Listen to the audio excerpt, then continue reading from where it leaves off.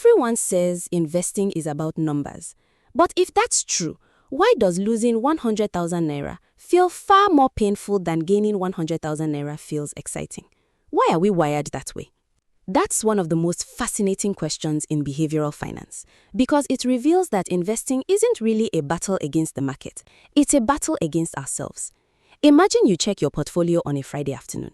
Yesterday, you were comfortably in profit. Today, the market drops sharply, and in a matter of hours, months of gains seem to disappear. Your heart beats faster. You feel anxious. Suddenly, selling everything feels like the safest decision. Now, here's the surprising part. Your brain isn't malfunctioning. It's doing exactly what evolution designed it to do.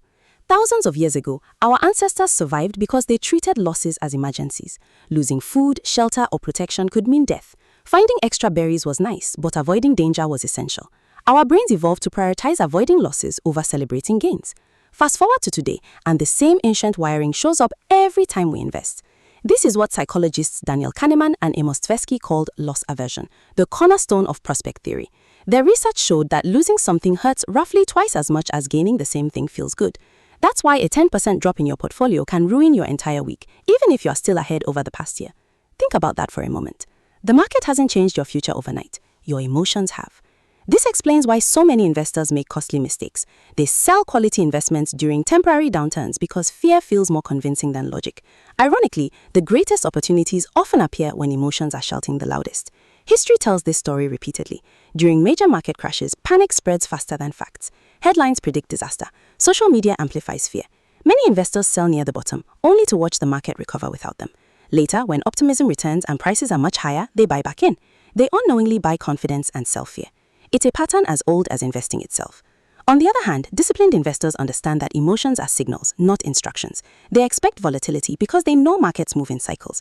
Instead of asking, how much have I lost today? They ask, has the long-term value of this investment actually changed?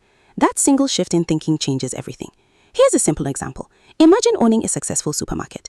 If customers stop coming for one rainy day, would you rush to sell the entire business? Probably not. Yet many people do exactly that with stocks, reacting to short-term price movements instead of long-term value.